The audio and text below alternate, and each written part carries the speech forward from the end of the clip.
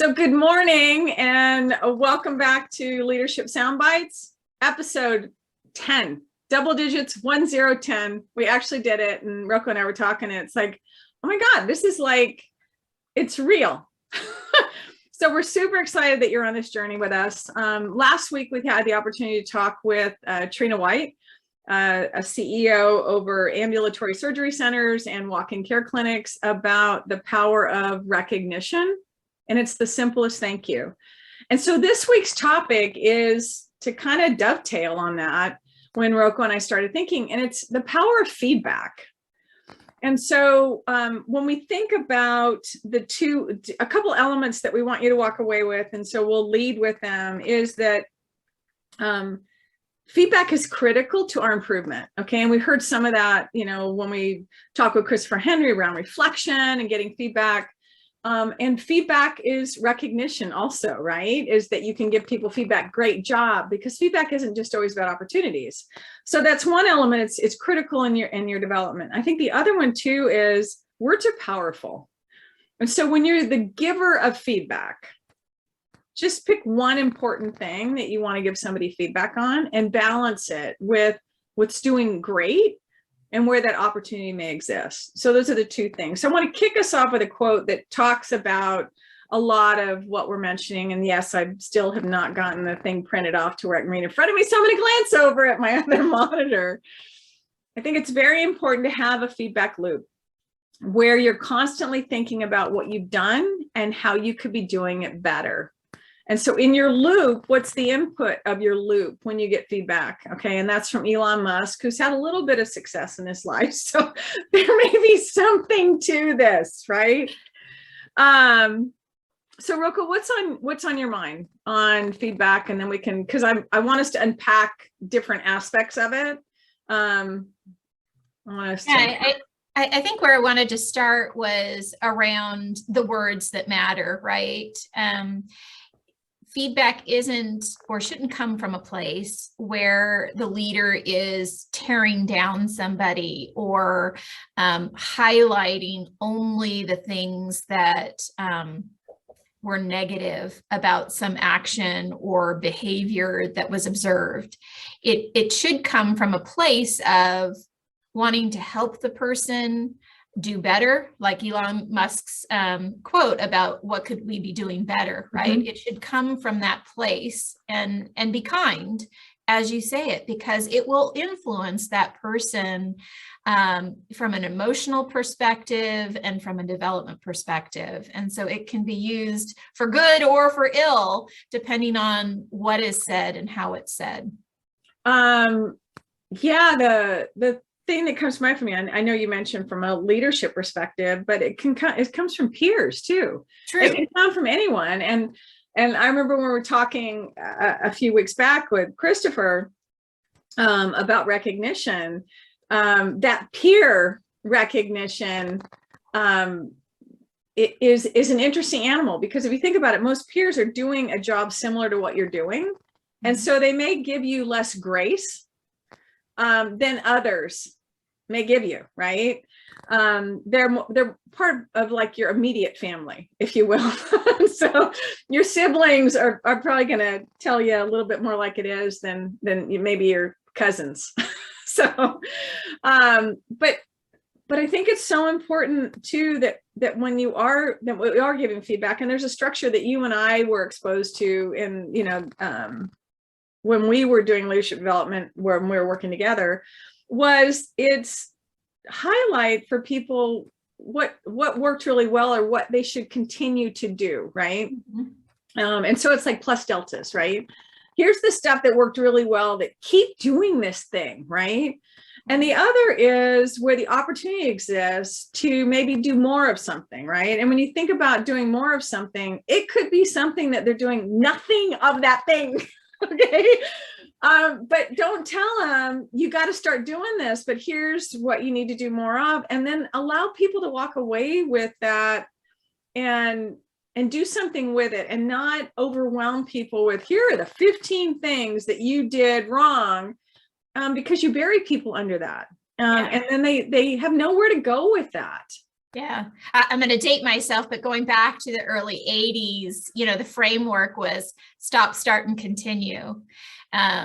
Here's something that we should stop doing. Here's something that we should start doing. And here's something that we should continue doing. And if we take all this feedback into consideration, it should elevate our performance. It should elevate our personal growth. It's, whatever scenario you want to play it into, it just applies over and over and over again.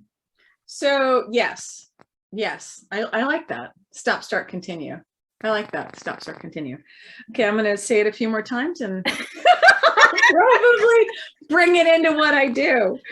And I like those little things. The other thing that came to mind for me when you were talking was receiving feedback. And so being in that mindset to be able to take it in and actually take action on it and not judge yourself or beat yourself up over it. Okay. And I say that because I've done that.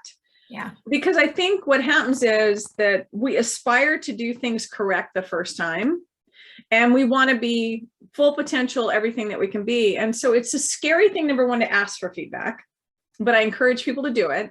Super scary. Because you never know, people that you're asking feedback from may not be playing by the same rules that you are, right? But be open to what it is and not go to the place that you start defending why you may have done what you did, right? And realize, okay, fine, you're giving me your perspective, which is a perspective I don't have. What can I do with that? Where does the opportunity exist of what I can do and take and run with it?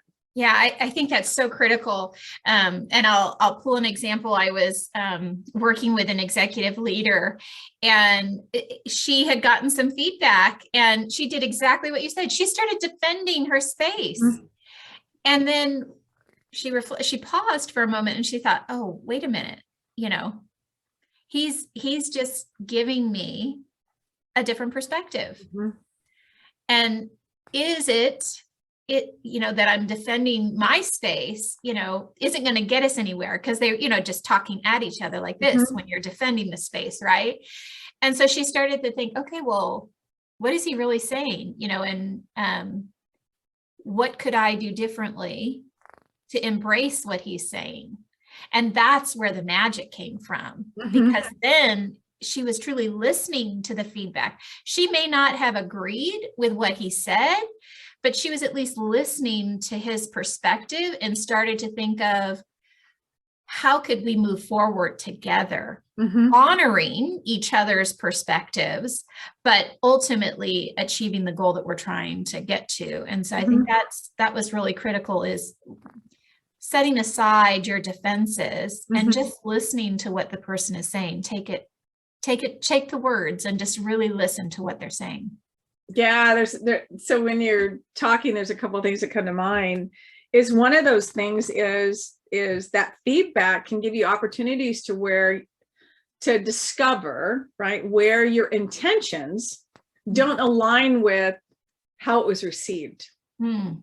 Right. And so, and that's probably where part of the defensive, all that, I'm going to defend myself. That's not what I meant. It doesn't matter.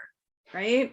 And some of there was a critical point in my career, and this was, I don't know, probably 8 years ago, where I got some feedback from a leader that was critical to me showing up differently. So my intention was not to hurt or disrespect, but that didn't matter because my behavior was landing that way. Mm-hmm. And it was super hard feedback for the leader to give me, because it was somebody, and I'm sure other people can relate to this, that they avoid confrontation. They're not comfortable with it. Mm-hmm. Okay. And because it's not an easy thing. And I remember and when he gave it to me, his voice was shaking. I knew how important this was to him. And it was especially important for me to hear it as it was intended. Mm-hmm. And so in that moment, I thanked him. And it's a really hard thing to thank someone when they're giving you feedback on something that was completely, it wasn't even close to how my intention was, but I didn't justify it because it just didn't matter. But it was pivotal for me to be able to change how I was showing up as a leader, And I went back several months later and thanked him again because I know how hard it was. So to recognize giving feedback can be difficult, especially when the stakes are higher. Receiving it gracefully and just saying thank you is equally as important. Yeah, I think that's so critical, Michelle, because so often when I'm coaching people and around feedback, the first question that they'll ask me, well, what do I do? Because I may be uncomfortable receiving it, or I can feel my emotions, taking over. What do I do? And, maybe I don't agree with it. And I want to get into that, defensive space where I argue my case. And I simply tell them, just say thank you. Mm-hmm. In the moment, if your emotions are taking over, just say thank you, because it at least acknowledges that you've heard them, and you can follow it up with, I'm going to take some time to reflect on what you're saying. Mm-hmm. That way you let them know, hey, I can't respond right now, but I am going to internalize, what you're sharing with me, and I'll follow back up with you. So thank you. And I'm going to take some time to reflect on what you said. Goes a long way. I think one of the things that you pointed out too, Roko, is that if it's an emotionally charged situation and we find ourselves emotional, you don't want to say anything more than thank you. And I said, and the reason is because you can't critically think in those moments. Yeah. Okay. So odds are the stuff that's going to come out of your mouth is not going to benefit you. Okay. So I hands down agree. I've got one final quote that I want to throw out there and it's along these lines, right? Because it is a very vulnerable time, giving and receiving feedback, is to remember to make sure that your feedback is kind, helpful, and specific. Make it something that people can take action with. And I think the other thing I would add is make sure it's timely. So if you give someone feedback on something that happened months ago and you can't give specific details, you don't really know the circumstance, you're just kind of walking away with how it kind of made you feel, what action can they take with that to start improving? So make sure it's timely too. There's a lot to this one. But what I want to do is pause us now, right? So we don't get into our mini War and Peace novel discussions on stuff, which we can do easily. Yes, we can. Okay. And what's one thing, Roko, that stands out for you that you want our viewers, right, to walk away with? Yeah, I think it's about being intentional with the words and being intentional about the outcome of the feedback. It's so easy to focus on the negative in a situation. And if you really go back to the quote that you said in the very beginning from Elon Musk about what can we be doing better, if it comes from that place, the intention, you can almost bet that it's going to land in a good place and help you move forward. Yeah, thank you. The other thing that comes to mind for me, and I have to laugh in my head when I'm thinking about this, is seek it out. Okay, don't wait and think that you're dodging a bullet because no one's giving it to you. Okay, actually ask for it. Yeah. And it's surprising the reactions that you'll get from people, but it will help you grow. But seek it out. Don't try and avoid it and think that you've dodged something. Yeah. So leadership sound bites, the power of feedback. We're getting better at saying, please like, share, subscribe. We want to keep doing more of this and share your thoughts on topics for discussion for future episodes. This is RokoM Michele for Leadership Sound Bites, and we look forward to chatting with you next time. Thank you. Thank you.